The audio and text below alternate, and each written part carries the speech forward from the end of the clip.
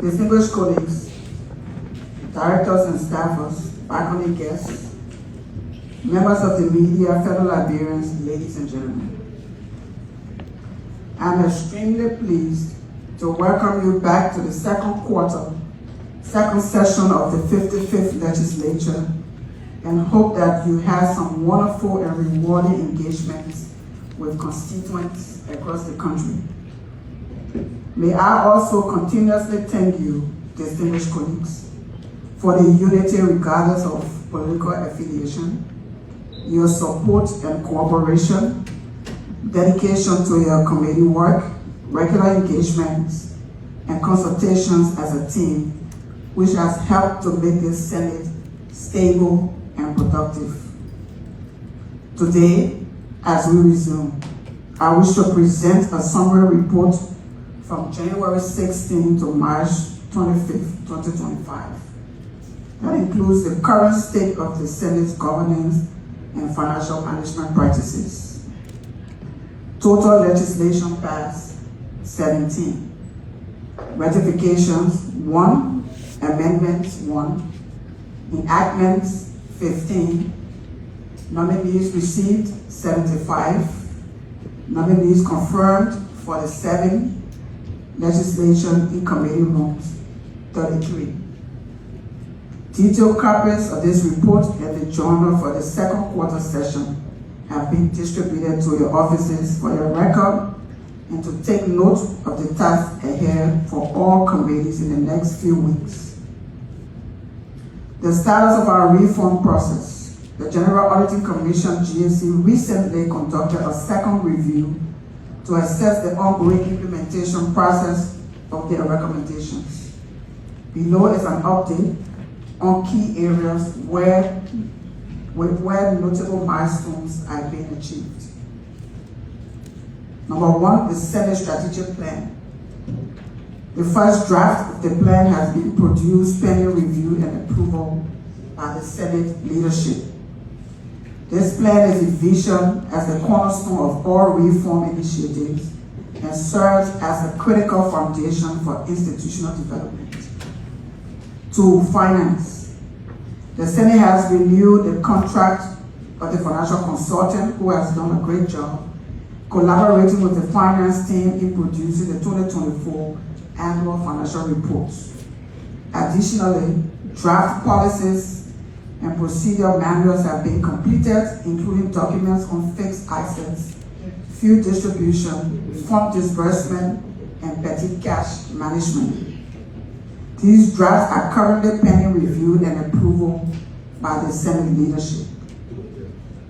3, information and communication technology. The Starlink internet system has been successfully integrated into the existing network infrastructure, and Wi-Fi services are now stable within the Senate. The official correspondence email addresses for senators and relevant staff members are now operational. The ICT consultant is available to set up their accounts on the devices of choice for senators and their designated staff members. 4, human resources. A biometric time and attendance machine has been fully installed. The IT team, the HR office, and the finance department are coordinating efforts to ensure that all staffers are enrolled in the system efficiently. The biometric system will ensure the following: eliminates time fraud and payroll discrepancies, increases productivity and efficiency, data-driven decision-making, strengthens workplace discipline. These actions put the Senate ahead of the government's plan to digital transformation, according to the President's Executive Order number 147. Updates on oversight responsibilities. Let me express my thanks and appreciation for the robust oversight role played in the last weeks of the first quarter of the second session. The actions taken made some great improvements in various sectors of government. Today, we continue this process by first getting a 5-minute summary of committee's work from every head of a committee while we wait to get all written reports. Your reports will form a part of the next agenda for this session. Highlights on some outstanding matters. 1, the Senate must conclude on the request to investigate the $200+ million loan acquired by the government of Liberia for the Star P and ReTrack projects in 2021 under the Agriculture Ministry from the World Bank. The loan included $124.5 million for roads that has not been done, as well as over $40 million loan to smallholder farmers for agricultural projects that must be identified. We ask the Agriculture Committee to conduct a public hearing and report in 1 week. 2, a complete report from the Committee on Health on the effective and timely disbursement of funds by the Ministry of Finance to all referral hospitals, health centers, and clinics by the Ministry of Finance, and report on programs that need to be implemented to enhance quality care for our people in all counties for the national budget support. Phase 2 of this hearing will include JFK and Redemption hospitals. 3, report from the Education Committee on the status of volunteer teachers' inclusion on payroll, teachers' trainings, and renovation of schools across the country. 4, we want to applaud the government for the progress made on road development and maintenance. However, the essence of the road funds is to benefit all counties. We do hereby mandate the Committee on Public Works to review the plans for the next road project and ensure that each county gets an annual allotment for our approval. Also, there have been complaints about violations of the Road Fund Act, and we would like to launch an investigation into that to ensure the smooth implementation of the law for development progress.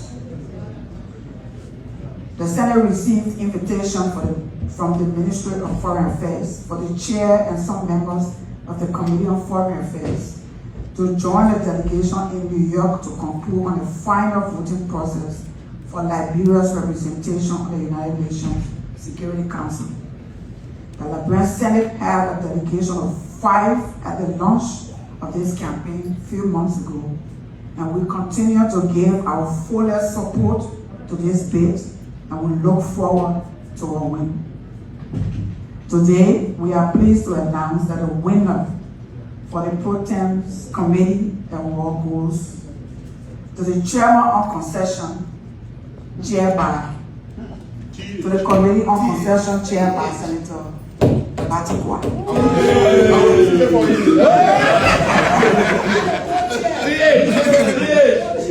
And the reward will be presented in the break room. This committee has done a fantastic work while on vacation with all ministries and agencies that are directly under their oversight responsibility, and will present some recommendations to the Senate on Thursday or upon his return. The recommendations will provide insight on the actions that we must take for the effective management of the country's natural resources, especially in the extractive industries. The management of our natural resources was discussed at the Senate's retreat in our quest to increase the national revenue envelope for the economic growth and development of our country. The presentation by the Concession Committee in a few days might take the Senate to another retreat to get a final resolution on a roadmap, as we have done with the Port Authority Bill for decentralization of government's operations for the development of all port counties. Lastly, let me announce that on Thursday, May 15, the Senate will induct into office Honorable Coker as the new Senator of Lima County. The Rules and Other Committee and ROA, please take note and act accordingly. Distinguished colleagues, thanks for a wonderful session, and we look forward to some great achievements during this session in the interest of our country. With that said, the second session is hereby open.